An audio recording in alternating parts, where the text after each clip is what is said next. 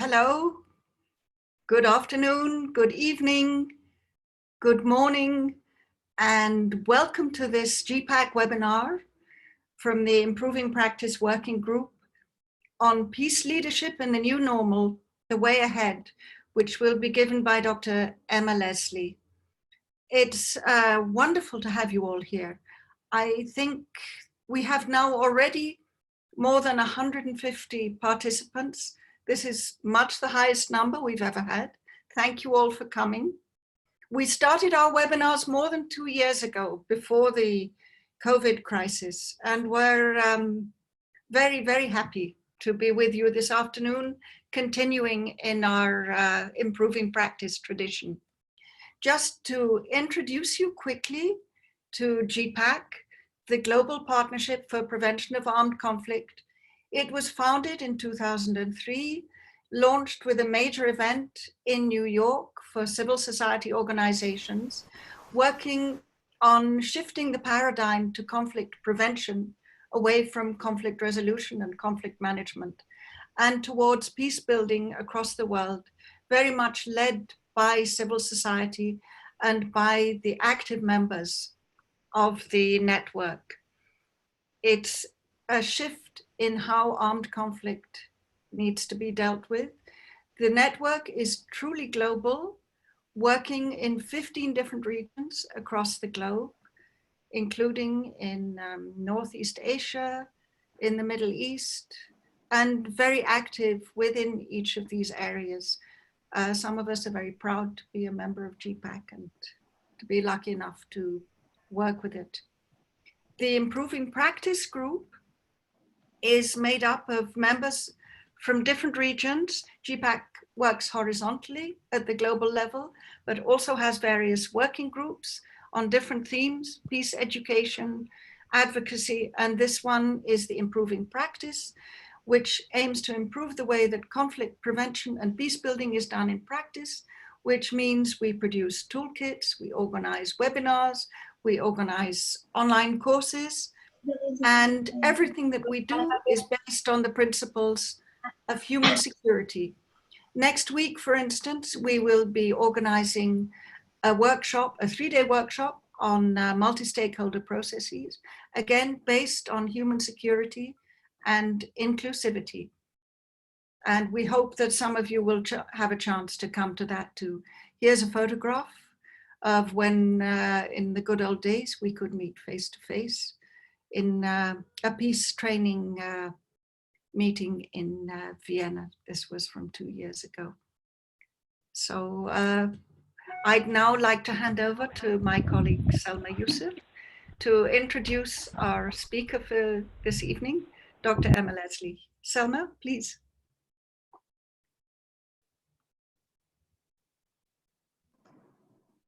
Thank you very much, Lucy, and a warm welcome to all our participants here today.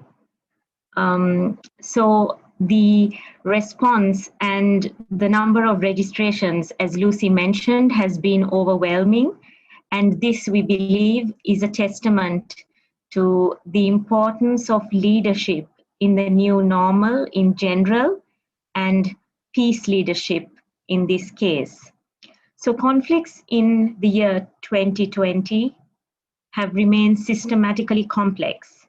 Local, domestic, and national conflicts have all dimensions. In this webinar, Dr. Emma Leslie will explore a series of questions.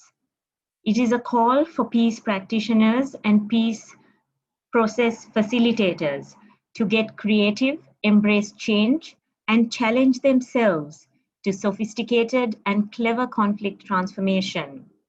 Some of the questions that our speaker today will address are: how will peace builders keep pace and remain relevant? To tell you about our speaker, it is my absolute pleasure and privilege to introduce her today. Emma Leslie is the Executive Director of the Cambodian-based Center for Peace and Conflict Studies. She is an associate of the UK-based organization CONSOLIDATION Resources, Since 2011, she has served as a member of the International Contact Group, which actively supports peace negotiations between the government of Philippines and the Moro Islamic.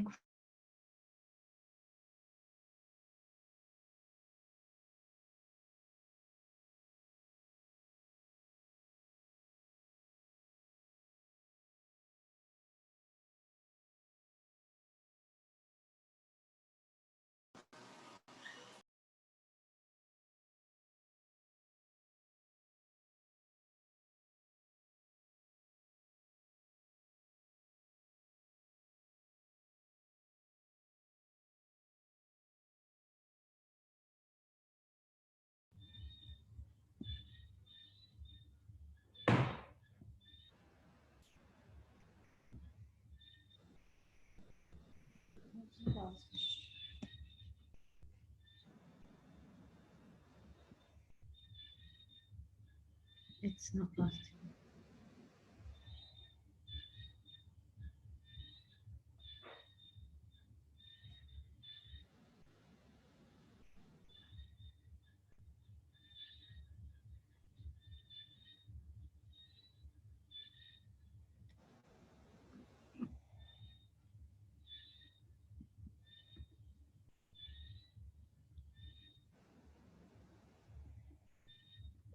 So I'm not sure if we lost Salma there.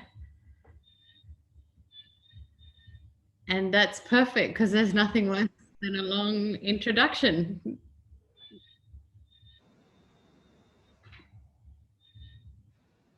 And so I can't exactly see my colleagues from GPPAC, but I might take the liberty of being the guest speaker and just go ahead. Yes, Emma, please go ahead. Thank you very much. So maybe that's a great opportunity for me to be able to introduce myself and to firstly say thank you to everybody for coming out tonight. I can see so many friends and colleagues, old friends, and of course new friends and new faces, and an amazing network of energy for peace building around the world. And absolute kudos to the Global Partnership for the Prevention of Armed Conflict for keeping that energy and the flame and the light of this work alive for so many years, and for being such an egoless and connectivity kind of network that brings us together. As Selma, my friend from Sri Lanka, was saying, is that I'm very privileged to be the executive director of the Center for Peace and Conflict Studies. It's a Cambodian-based NGO, and I'm happy to be Zooming with you tonight from a village actually in Cambodia, just outside of Battambang. Some of you have been here. I'm in the Cambodia Peace Gallery tonight, which is a member of the International Network of Peace Museums, and a place where we look back into Cambodia's history and draw out the positive energy and the incredible resilience that Cambodians have brought through all the years of violent conflict that they've experienced. And so for me, this is a very grounding place to be tonight as we open up the topic of peace leadership in the new normal, and how do we go forward from here. I can tell you, I'm an Australian by birth.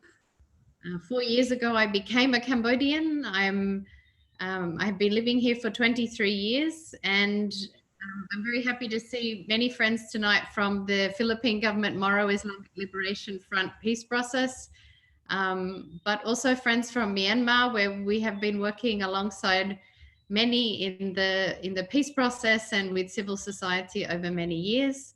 Also some friends from the Korean peace process, where we've also been engaged. So by way of introduction, let me say, above all else, I have recently become a grandma, and that's the greatest joy and the greatest privilege on this earth. So the most important introduction for you tonight is that I am a rocking grandma, and I hope to share some of that journey with you tonight too.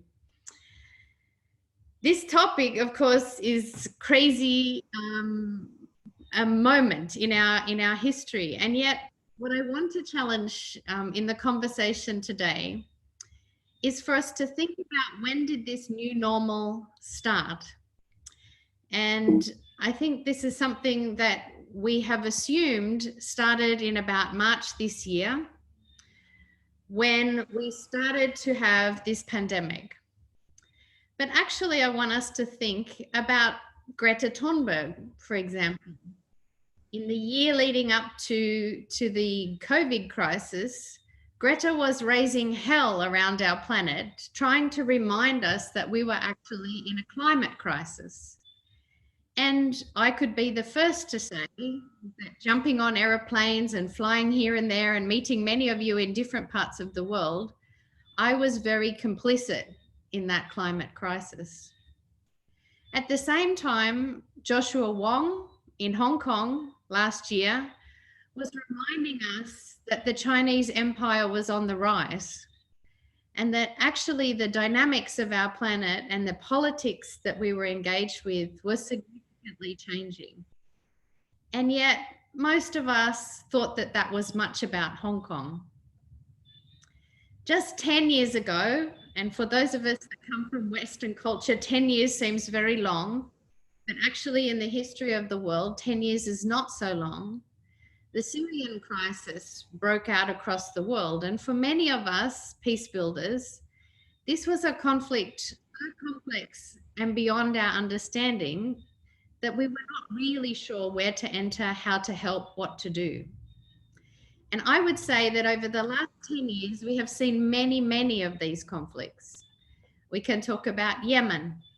We can talk about the dynamics of Mali and how all of the different networks that have moved across West Africa have created the situation there. We can talk about genocide against Rohingya and the Rakhine civil war and how it brings in massive geopolitics across Myanmar, ASEAN, India, China dynamics. We can even talk about what might have been the most recent crisis in our world history before COVID, which was in fact the dynamics going on around Kashmir right before COVID happened. So my point for us tonight is to think about, when we're so easily referring to the new normal, is the new normal is something that somehow has been creeping up on us for about a decade already. And that the COVID pandemic is somehow a crisis moment that has maybe helped us to open our eyes. So tonight I want us to think about, what do we do now as peace builders in the midst of the new normal, meaning the complex conflict crises we face, the climate challenge, the change in geopolitical dynamics from China, US, Russia, India, and so on. But also, of course, this pandemic, which has actually brought us closer together as we've tried to work out how we manage. In the face of that, what is required? The second point I want to make tonight or today or wherever you are in the world and whatever time zone you're on, is that I think as peace builders, the people that have been busy building peace over the last 20 years, our field is relatively young, is that it might be time for us to tweak our language and to start talking about peace leading over peace building. Because it's very obvious to all of us tonight, as Donald Trump and others are being nominated for Nobel Peace Prizes and so on and so forth, that it is really time for peace leadership. And the beauty of us sitting tonight together under the umbrella of GPPAC is that what we know is that civil society is fundamental to peace leadership. Peace leadership is what's required in a moment when others don't know what to do. Peace leadership is what's required when the conflict has become so complex and crazy that nobody else knows where to start. But to lead as peace builders, we're going to have to revisit some of our fundamentals. And I want to walk us through some of those fundamentals. The first one is something that all of us know extremely well. And so whether you're in lockdown, whether you've been through your COVID crisis, whether you're yet, a bit like Cambodia, to experience much more of a COVID crisis, we all know that the conflicts that are raging around us require a new analysis, a fresh look. A few years ago, reflecting on peace practice, the research that came out of collaborative development action in Boston in the United States taught us that conflict analysis is the very core or the very fundamental that's essential to the way that we do our work. It also showed us that too many of us are doing partial analysis, or that we use the same old analysis we've always used, or that somehow we assume we know what a conflict is about.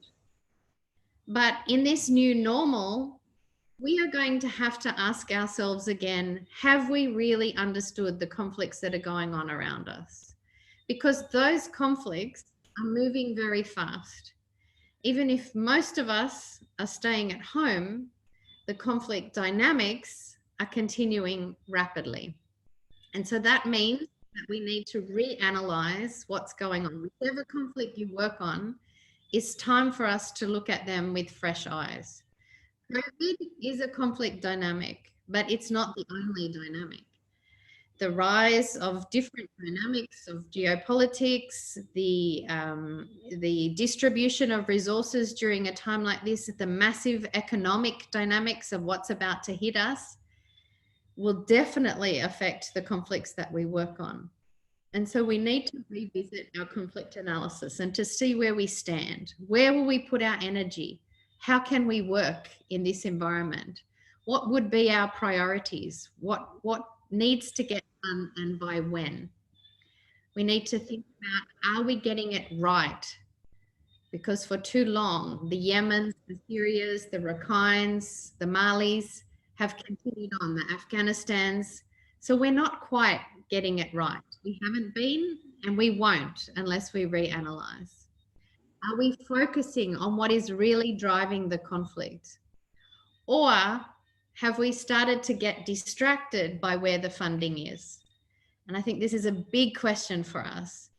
I think very often we found, and I can speak from experience on the conflict in Rakhine, very often we were asked to work on interfaith dynamics when somehow that conflict is not really about religion. We've been asked to work on social cohesion because we understand that social cohesion brings people back together, that it helps to smooth a society. But fundamentally, most of us know that a lot of the conflicts we deal with today are about structural violence or systemic injustice. And we need to revisit those conflicts to understand them better. So conflict analysis is our first revisiting fundamental. The second is peace builders are creative. And if we're not feeling creative right now, we need to rethink about how to energize and inspire ourselves to that. Because the beautiful thing about peace building is that we can create our own response to the conflicts that we're dealing with. So peace building to peace leading means that we're going to have to refuel, to rethink about how we use this technology. Here we are tonight, 300 of us in a room together, having a conversation across the globe, rethinking about our field. That's extraordinary and not a way that we have worked before. Many of you are reaching out to conflict stakeholders using this technology.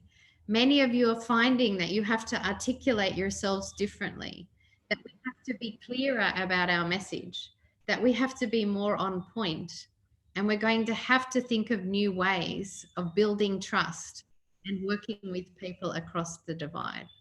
Not just because of COVID, but also because the world has changed, that these are new normals, and not just in the last 6 months, but I believe over the last 10 years. We need to collaborate more, and thank God we're doing that together tonight. But actually, we need to start asking ourselves, how can we work better together? Many of us come from competing peace organizations. We need to find complementarity. What is your strength and my strength that we can put together?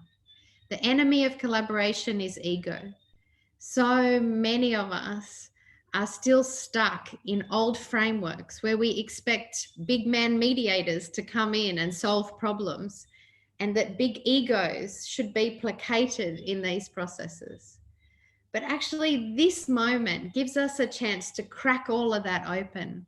But we can only do that if we collaborate with one another, that we understand the strength of our communication and our coming together around a conflict, so that we are not competing, but we are with one another.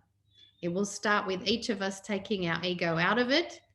Dr. Ibrahim Abdi said that first many, many years ago, but the challenge remains the same. We need to work better together. To do any of these things, and even to have survived the last 6 months, we've had to practice crazy amounts of courage. Courageousness for peace leaders is a fundamental, but we're going to have to revisit it. We need to dig deeper into our reservoir. We need to find a new kind of calm that would help us to take more risks. Not crazy risks, not the risks when we run into the line of fire and try to be heroes, but the kind of risks that force us to think differently about the way that we work, to speak truth to power, to start thinking about how might we, for example, engage the Chinese, to work with them, to overcome some of our prejudices about them, to think about learning new languages so we can be closer with one another. But above all, to start thinking about reducing the noise. We're in a world where we are caught up in a million other things that take our time away from what's really fundamental in the work that we do. We get caught in conferences, we get caught in teaching workshops, but we need to have the courage to say, every day I will show up and work on the causes of this conflict. I will find ways to connect stakeholders that don't ordinarily talk to each other. This is a daily discipline. And as the crazy picture here says, we can do that, but it means that we have to get calm. We have to go deeper, and we have to dig into a reservoir of courage that we may not have thought that we had before. That will give us the focus we need. Let me move on here in this greater technology. The fifth thing, and you'll notice that all of these things are C, the fifth thing tonight is consolidation. In the next year, in the next 5 years, in the next 10 years, the resources are going to be harder for us to find. And already we compete against one another. Donors find ways to set up calls for proposals, special windows that we have to fit into different types of programs and strategies and priorities of different countries. But the beauty of this moment is that this is our chance to consolidate, to go back to basics, to say, what do we really need to build peace? What kinds of mass movements do we need? What kinds of ways do we need to equip our own leadership? What finances do we actually need? Have we been spoiled a bit too long? And if not, then if real funding is available for us, how can we share it and make sure that it's really focused on ending violent conflict? Because at the end of the day, we can all earn master's degrees, get trainings, get courses, have lots of certificates, go to tons of conferences, write lots of papers. It's not to say none of these things are important. But at the end of the day, with the limited resource we have to end violent conflict in our world, we have to consolidate and find ways that we do that in a meaningful, strategic, and focused way. And so in the next few months, consolidation is going to be fundamental. It'll be budgets. We'll have to revisit our budgets. Many of you have had to do that already. Many of us have already faced different kinds of cuts. Let's take that as an opportunity to see and to go back to basics and find out what we really need to get our work done. The technology is basically free, but how can we use it to get ahead? Last but not least, we need to celebrate. Actually, tonight we can celebrate. because there is 300 people here in one moment, and each one of you represent mass networks of other people that care about peace. All of us are people of hope. We signed up for this crazy profession, journey, commitment, whatever it is that you want to call your peace building journey, because you believe that something different is possible. And it still is, it always is. It takes massive amounts of effort. It takes collaboration. It takes courage. It takes a certain amount of craziness. But it also requires us to keep believing and hoping and digging deep into our own joy. I remember it was Mary Anderson who used to say, nobody wants to see a grumpy peace builder. Nobody who's stuck in violent conflict wants to meet a peace leader who shows up martyr-like, exhausted, tired, burnt out, etc. It's our responsibility as peace leaders to really find ways to celebrate our work, to celebrate the small joys, the small victories along the way. I'm sure many of you have found something small in this last 6 months that you can feel happy about, proud about. For my husband, he discovered biking. That's his new joy. And so we need to celebrate those things. We need to hold ourselves in a space of celebration, because in celebrating or finding our joy, it's when we get our energy. It's what gives us the power to keep leading and to move on.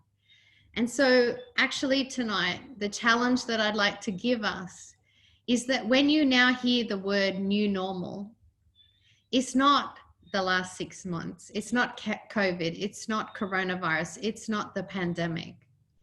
It's a reality and an energy shift that we have been living with, but perhaps not being aware of for the past 10 years or perhaps more.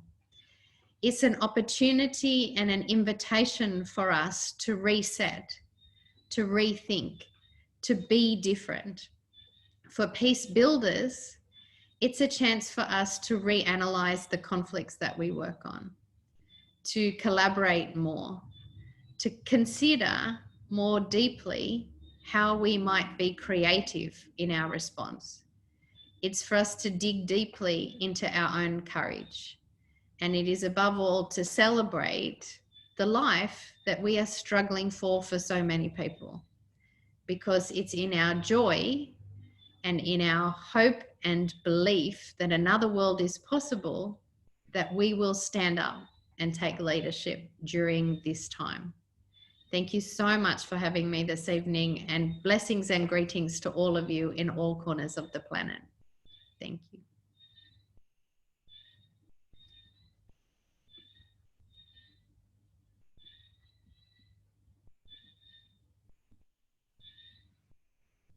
Thank you so much, Emma. That's so uplifting and inspiring. I think every single one of us really needed to hear that. It's the idea of celebrating the joy of our work. It's so easy to forget. And like you say, one gets caught up in all sorts of other things, including just feeling stuck or stale with whatever problems one is living in the middle of. So this is a wonderful way to encourage all of us here to be creative, to be collaborative, to think ahead. I'm wondering, I'm talking a bit hesitantly because I'm wondering if Selma is able to connect or not. She had said there were thunderstorms in Sri Lanka, and I'm afraid she may have got still no connection. I'm here, Lucy. Oh, okay, Selma, I'd love to hand to you for a minute just to thank Emma then, because you didn't get the chance at the beginning to introduce. Okay, yeah, so Emma Leslie, I don't know which part of the introduction was heard by everyone else, but it was an absolute pleasure and privilege to welcome and introduce and invite Emma to speak to all of you today on behalf of the Improving Practice Working Group. because Emma has been working as a peace builder and a peace leader in the Southeast Asian region and globally as well. So the challenges that the new normal brings for all of us has made it important for us to navigate new layers and levels of complexity. And that is what propels us to invite Emma to speak to all of us, to give us the inspiration we need, and to give us the energy, the fuel we need. Because sometimes we have all the tools, we have all the answers, but what we need is the energy to take it forward. So with that, I hand it back to Lucy, perhaps to take on a few of the questions that are coming through in the chat box and perhaps on Facebook as well. Lucy? I'm looking, thank you. I know that Zal wanted some more really on how the peace leadership works. Let me just find his exact question. I'm sorry, I'm scrolling through the chat, looking to see everyone is just thanking you so much, Emma. Actually, this is what all the messages are. Wonderful wisdom and power, and thanks so much. And everyone is, congratulations. I would like to see some questions. I'm hoping people will find something to ask you. I mean, Zal asked, what are the new approaches to peace leadership in the new circumstances? It would be interesting to learn inputs. So maybe we can start with this from Zal, who is from Georgia. Thank you, Sal, and greetings to friends in Georgia and Abkhazia and all this evening. Yeah, I mean, this is what I think is fundamental for us, is I don't think that peace leadership changes. I think we have been leading, but I think that this gives us an opportunity for new resolve, for us to be more strategic about the way that we work. And in many ways, the fact that we are cracking open the limitations of our connectivity gives us a whole new way. It means now, for example, that you can Zoom with an ambassador, with a conflict party, with other civil society, with other people in the field that you know have something that you can learn from without even anybody knowing. And so somehow I think that this moment has given us a new leveler. It means that somehow we need to be able to reach out to whoever we think is critical. If you remember reflecting on peace practice, it talks about key people. And so when we do our conflict analysis, we're not mapping actors, we're mapping dynamics, we're mapping systems, we're mapping the root causes of what's going on. But in that, we know that there are people that we need to speak to. There are narratives we need to change. And we all know that John Paul Lederach really helped us with that in his paradigm, is let's look at the things that we need to be challenging, changing, connecting. And so that means that we can do that now in this possibility. Previously, we were held back by access to people, funding to travel, people seeing us in insecure situations, speaking to others. What we know about conflict transformation work is that it transcends, it requires for us to be speaking to people that we don't ordinarily feel comfortable with across conflict divides. And so in this moment, we have that possibility to do it even more safely, perhaps, not always in all contexts, but more safely without being detected or seen. And I think this gives us an extraordinary space and possibility. I can see many questions coming in. Yes, I shouldn't have encouraged them so much, perhaps, but anyway, thank you. I quite agree. I live in occupied Jerusalem, and it enables us to work with the West Bank, with Gaza, in a way that we couldn't before. It's actually an extraordinary opening up, in spite of all the other complications of this strange situation. The first person actually wanted to speak and ask a question. This is John Emmanuel Abelia. Hello. Good evening. Is it okay if I ask a question Yes. with my mic open? First of all, thank you so much, Dr. Leslie. The talk was very inspiring and very wonderful indeed. It really recalibrated us to what we should do in this new normal. My question is though, all of us here, all 300 of us here really are peace leaders and members of organizations that more or less have a common goal. But a big challenge for us also is to inculcate a sort of culture of peace in people who aren't like part of organizations or lay people. And a big problem that I can see with the new normal is like the avenues that we have, such as Zoom or other social media platforms, sort of feel impersonal to other people. And more so the fact that it's hard to mobilize them, considering that they feel more helpless with the situation and they feel too cramped inside of their houses. So it's hard to mobilize that want and try to inculcate to them a culture of peace where they can actually be part of the peace building network, even if they aren't really part of any organization whatsoever. How can I approach this? Like, especially with me, because I have friends who I really want to introduce to them this global network of peace building and how they can contribute to it, but they feel helpless and they don't feel as powerful as they are before this pandemic started. So how can I approach this?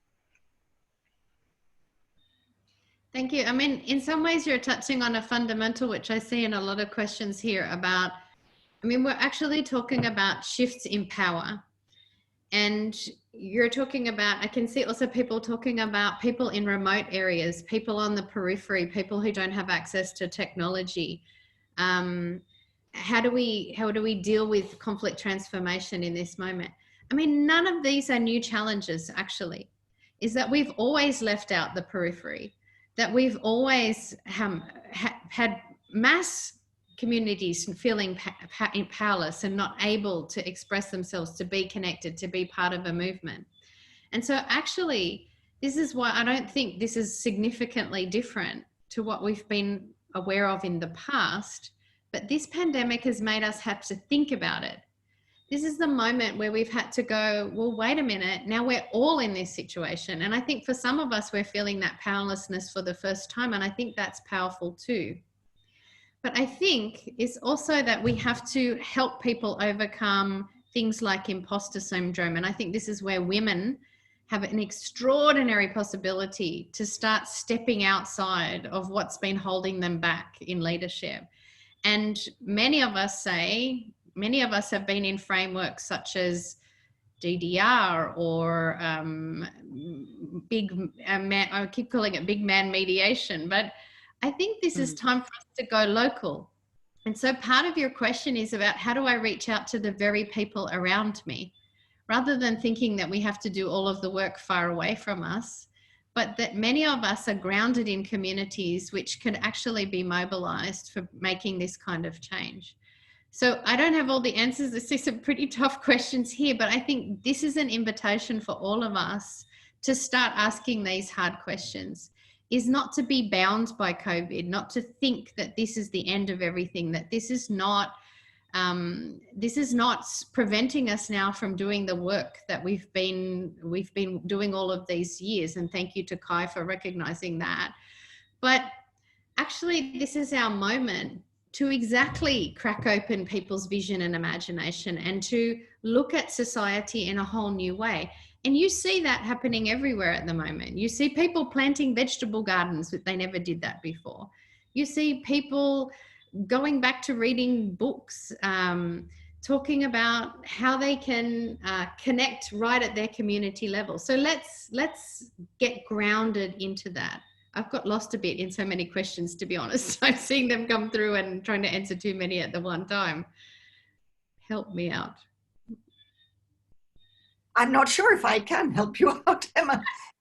I was going to ask, I mean, the first one after this is, can we have some ideas of creativity? I think you've already perhaps addressed some of that. Do you want to add to that? Or I think you've been talking about it.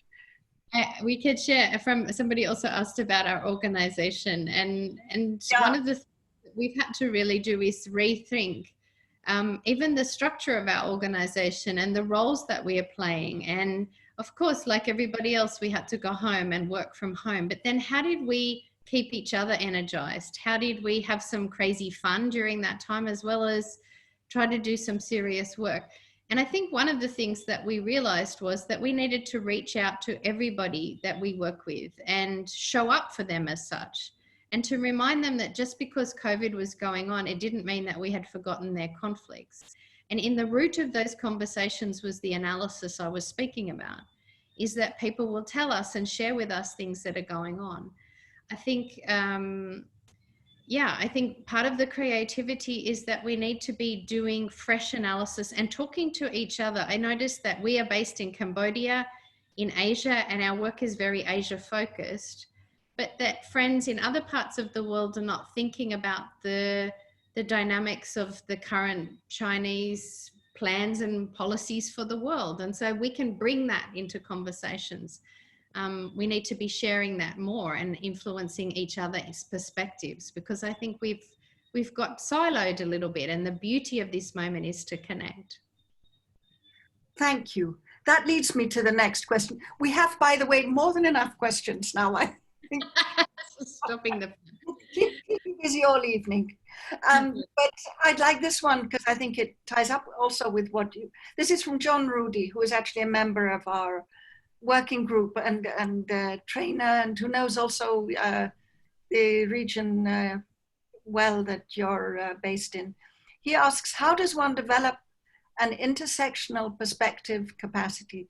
For instance, environment and structural violence and gender and all the isms. Thank you, John, for asking that question, and lovely to be connected with you again after many years. For me, this precisely goes back to analysis, is that I think very often we've compartmentalized conflicts into the isms, into this is gender and this is environment and this is a development and this is development work and this is about poverty and this is about religion. But in reality, what I'm saying about the new normal is that the Syrias, the Yemens, the Rakhines have given us such complex conflicts that it is impossible to delineate them into those sectoral approaches. And so we have to drill down into what we all know well to be driving factors, and to consider how we address structural violence, because structural violence includes all of those elements. But without addressing that, we can't deal with all of the other things. So for me, in each conflict situation, it goes back to analysis, rather than going into analysis through the lens that we prefer, but trying to unpack a conflict really from its root causes and driving factors.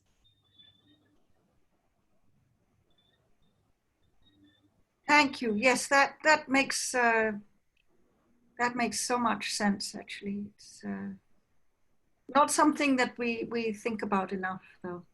I noticed some people are asking about youth and about children. Maybe one says, for instance, children suffer most during conflicts. It's a challenge to reach out to them during crises, such as this pandemic or other crises like armed conflicts, war, or disasters. How should we tackle this challenge?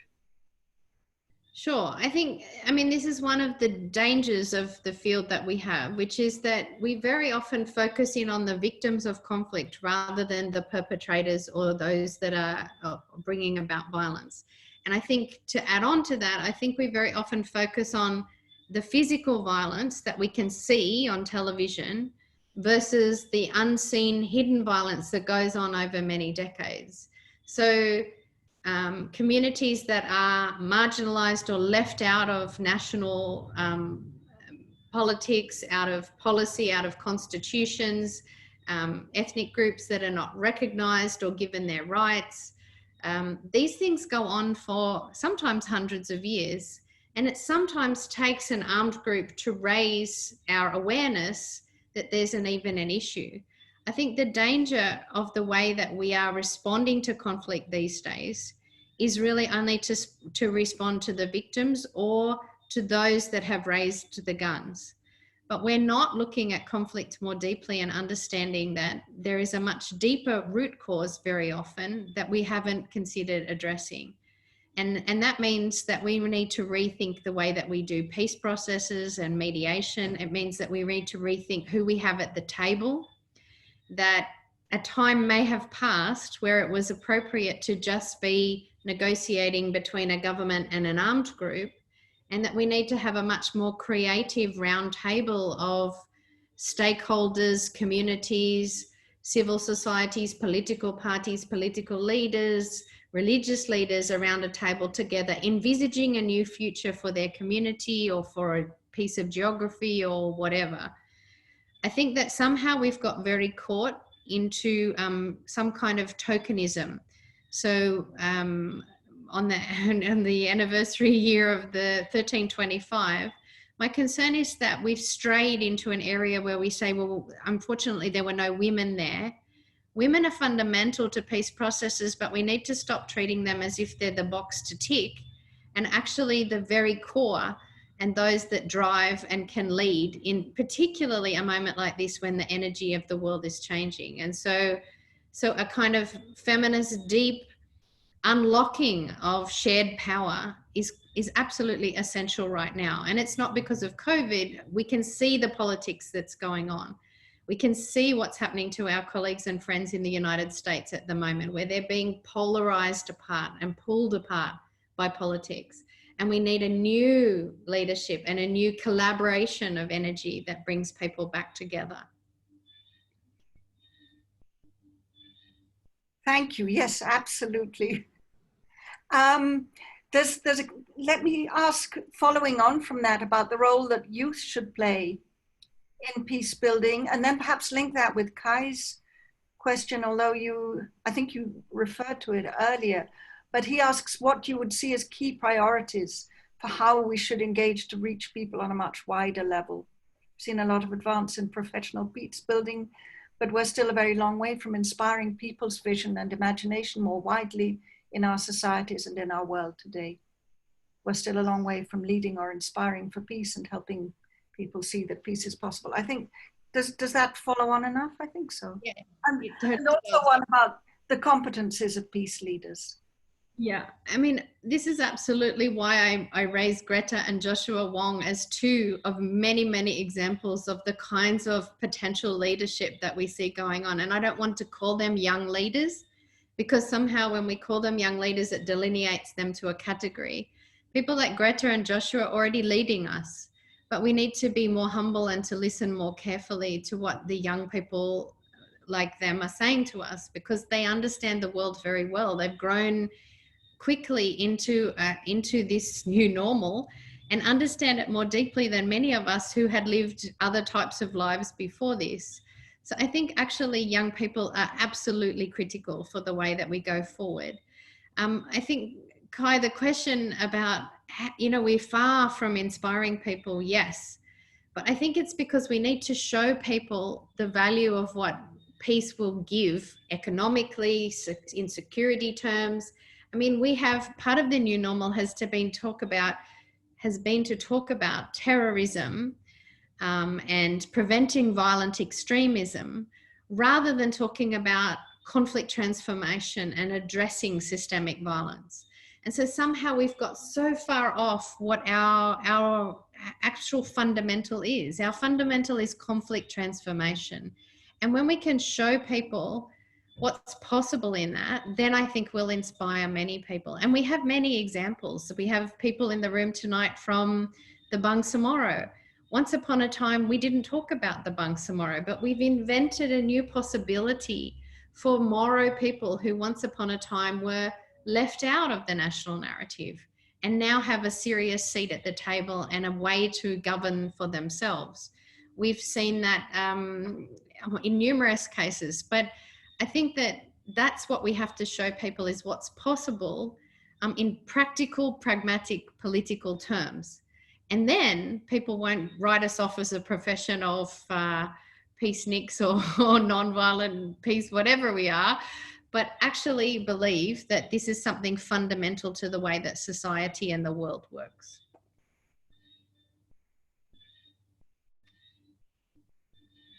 Thank you. Let me ask, what mechanism can be put in place to identify conflicts early enough before they transform into armed crisis? I don't know who asked that question. I don't have a Bernadette. Bernadette. So Bernadette, that's what I would want us to resist, is the need to have mechanisms that channel us into thinking that we can get a formula for preventing conflict. I think that's what we're grappling with, is that we are in this complex system, which we can enter into. I mean, Lederach taught us that, is that the web of relationships that we have, that we can inject the energy, the possibility, the ideas, the pragmatism, the approaches into the system. If we try to work for one mechanism, we limit that. If we can already identify through analysis the fact that conflicts are changing and emerging and that we need to be aware of them, then no mechanism will do that for us. And I think some of it is going back to some age-old movement building, raising hell on fundamental human rights. And it's something that Peacebuilders don't like to talk about a lot, but we do need to be aware of violations of human rights as early warning systems. So I'm not convinced about a mechanism. I'm convinced about a movement. I'm convinced about leadership. I'm convinced about us as a movement building leaders that can try to speak truth to power, to make people aware, but not in the way that we're waving the finger and telling people how wrong they are, but maybe in a way about inviting people back to age-old dialogue. And dialogue may well be the mechanism that we need to listen to each other more, and maybe to be able to have heartfelt conversations where we can get deeper into the root cause of our problems. Thank you. Thank you. Let me shift a little bit to a question by Sengbu Ban. Do you think the pandemic is changing the nature of conflict? In what ways? Can you elaborate, please, on that? I'm finding it hard to pinpoint. I think there are a lot of webinars doing that at the moment. I think that obviously it becomes another factor in a conflict. But I think that we should be careful not to be so focused on COVID as a driving factor in conflict, because many of the conflicts, and I see Cherry on from Rakhine saying, you know, the civil wars continuing, the elections continuing, and yet we're here under lockdown in COVID situations. Yes, it's preventing us from meeting each other, but it's not preventing the absolute frustration that people have, which causes them to take up guns or to try to address root causes of problems, blah, blah, blah. Now I'm repeating myself. But I think that we do have to be aware that COVID is creating also a distraction from some of the other fundamentals that are changing in the world. And I do want to keep pointing out that the geopolitics of our planet right now is very intense and escalating fast. You can see it on the China-India border. We can hear it in the US election rhetoric. We can see it in the Belt Road Initiative and how it's being rolled out. In Cambodia, we feel it and experience it in the expansion of casinos and Chinese investment. And so at the very root of it, regardless of COVID, we know that communities are suffering and from poverty, from exclusion, from all of the regular things. And so COVID just exacerbates that, but it is not the driving factor of that. And I think that's what we need to keep in balance in our analysis and conversations. Thank you for that reminder. It's, yes, it's good. It's easy to start seeing too much through this lens. And what you say about the geopolitics, yes, it's quite alarming. It's actually probably more alarming than the other. We have a question from Marcielle Marie Quimigwing, how can we move forward as a peace builder and create a ripple effect of change to our fellow peers, despite the cultural differences we have? In what way can we attain or ensure a peaceful dialogue with each other? Wow, it's like she asked all the questions in one. I want to pick up on the culture part because I think you're right. I think we still haven't dealt with rank and privilege, or those of us that are born in the West having certain types of privileges in certain contexts, or the distribution of resources around the planet and how we share them. I think these are still fundamental in the dialogues we have with one another, is being aware of the power and privilege that some of us hold over others. That in my organization, we have to be aware of that. We're a diverse from different ethnic and nationalities. And so it's easy sometimes for me as somebody with white skin to be able to walk in and speak to an ambassador differently to others, but we have to be aware of that and hold that to account and help other people to understand that they don't just see me, they see everybody. So these are little detail things, but they're things that we have to constantly be aware of. And I think we need to be aware of how donors treat us. We need to be in equal partnerships with each other. We need to say no to donors and not take their money when actually they're leading us in a direction that will not bring about change. Because I think that's the flip side to the question that Kai asked, is we're not doing well to inspire people, but we may also be uninspiring them by the kinds of work we're doing precisely because we're trying to fit in the box for the money that we need. And I think this is the challenge for us, is to start really changing the way that we have partnerships, not just with each other in the peace building field, but with government, with armed stakeholders, but also with funding partners, is that we need to say, sorry, we can't do it that way. We need to share analysis with them. We need to show them parts of the analysis that they may not be able to see. We need to challenge narratives and media actually also, and to help people to see a more sophisticated, nuanced way of understanding the complexity of conflict that we're dealing with. That's fantastic. Yes, completely. This is real leadership. Thank you that you're talking about. Yeah, from Val Ferris in Mindanao, who asks, how would peace leadership be in confronting, carries on from what you're saying, confronting the structures, manipulating and controlling power and unpeacefulness? Yes. Not too dark. This is really, I hope this is like a thesis defense. I mean, this is really hard, because I know many of you are living in extremely difficult circumstances, and many of us are having to be aware now how we speak, how we speak about what's unjust, who is manipulating, who is doing wrong, whatever.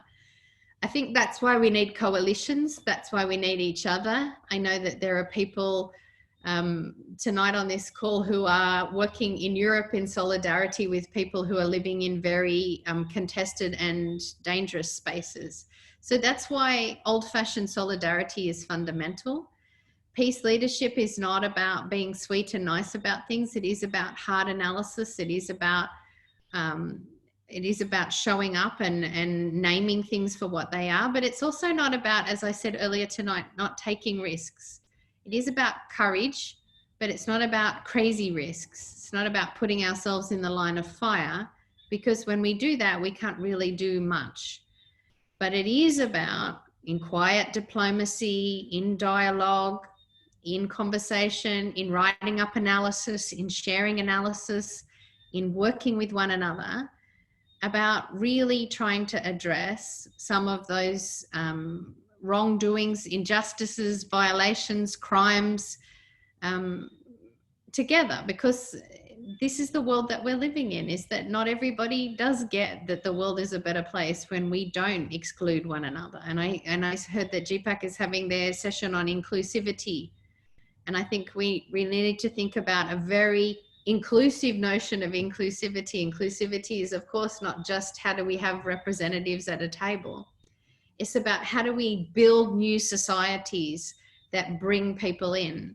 How do we help people in Myanmar bring all of their ethnic relationships, all of those wonderful, rich diversity that Myanmar has together into a beautiful society that creates something positive going forward out of the terrible suffering that you've shared for so long. In Mindanao, you have such diversity, and yet it's so easy and has been easy because of hierarchy and power and corruption in order to manipulate that. So we have to work together, we have to name it, we have to analyze it, and then we have to come up with creative, clever, courageous responses to that. And some of the old ways don't work anymore, and we have to rethink that.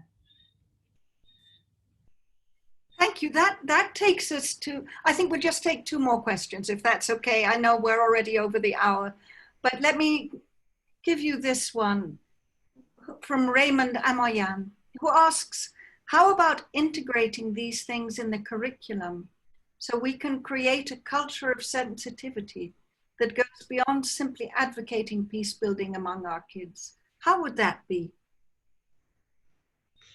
I mean, sure, great. And many of us have all been involved in cultures of peace, writing curriculums. All of these are important, and it's an important piece of work that we need to do.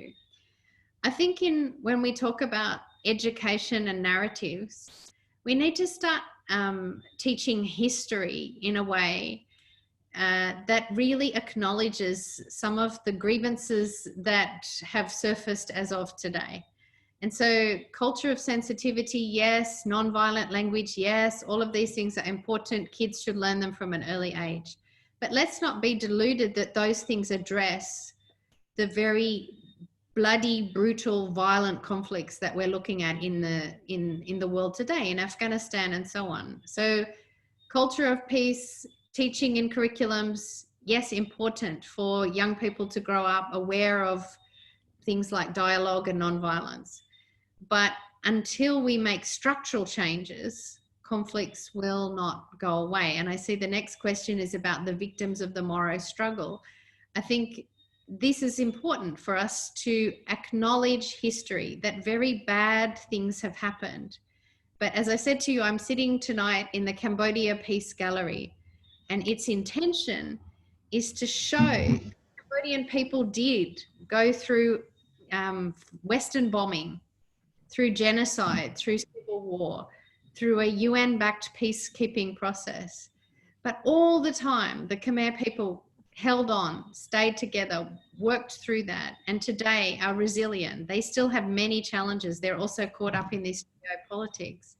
But we also need to teach them their history, both the bad stuff, but also the incredible stuff about how resilient and powerful they are to still be here and to come out of this positive and building a new generation, such as my grandson. That's lovely. I just had actually a closing question from Martin at GPPAC, and he asks, do you have takeaways for all the peace leaders to be that are present here? So this end on an even more upbeat note than that beautiful one you just ended on. And to let Selma close after that.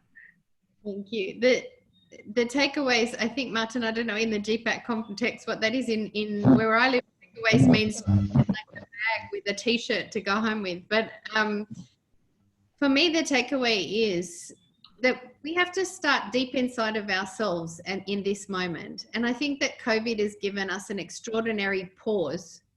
This is an opportunity. If you're at home and stuck at home and you're thinking about how can you reach out to others, reach out to yourself first. Let's get ourselves in order. Let's make ourselves strong. Let's consolidate our own energy. Let's work out what is really important for us. Let's work out what our boundaries and parameters are. Let's love a little bit ourselves first in order to make ourselves strong enough to go the distance. Because this new normal is not a momentary thing. It's not just for next week. It's not like some of friends in Europe saying they'll be visiting us in December. This is a whole new way of being and living. And it means that we have to get our minds and hearts in order. We need to resource ourselves and enrich ourselves and make ourselves ready for what's coming. And I think that's going to be the fundamental. I think for women, that means take out our imposter syndrome. Let's stop feeling like we don't belong. Let's lead. Let's take ownership of what's happening in the world and help people through this. Let's crack open all of the possibilities that we believe in. And to revisit something I said tonight, you took this role because you believe something else is possible in the world. You are not that deluded to go into becoming a peace builder or a peace leader because you didn't think there was no end to this or no possibility. So let's revive the possibility that a different world is possible. It's already growing. Greta, Joshua, many, many other young people see it, they feel it, they can taste it, they want it. Let's be part of that journey to make that happen, because our voices have to be louder than the Trumps and President Xi's. Our voices have such possibility, so much joy, so much energy, and that will help to unlock so many people, no matter what form you deliver it in, through a Zoom, to your neighbor, or to yourself. And so my takeaway tonight is love yourself, get your house in order, consolidate yourself, and let's get ready to lead. Thank you. That is so moving as well as so inspiring. Selma, would you like to say a few last words to thank Emma? It's hard to bring it down after that note. Yes, absolutely. Thank you, Lucy. And thank you, Emma, for a deeply inspiring, insightful, and energizing presentation. I'm sure everyone present here today join me in thanking you and appreciating what you shared with us today. And as Emma said, leadership means different things to different people. But what we definitely need to think about further is how we can collaborate, especially in these times of social distancing or whatever distancing you call it. It is a time to actually reflect on the new opportunities that have been made available to us. For instance, the access that Emma spoke about, that technology brings us to highest levels of leadership and people in the most remotest of places, if there is internet penetration there, of course. So I would like to acknowledge and make mention of our participants today. It's an overwhelming response, and we saw keen engagement of all participants throughout the session. I mean, just scrolling through the chat box, I can see there have been attempts at networking between participants, calls for collaboration, questions coming through, and it has been wonderful to see the level of engagement. So a big thank you to all the participants who have stayed right till the end to participate and engage. Thank you to my colleagues, Lucy, Christina, and Martin, for their fabulous cooperation and support in making today's webinar a reality.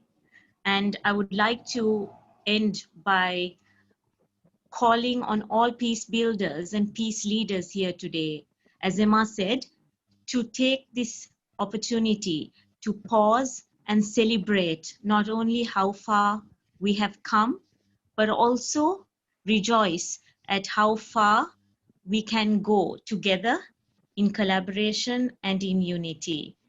Thank you, Emma. Thank you, everyone. Have a lovely evening.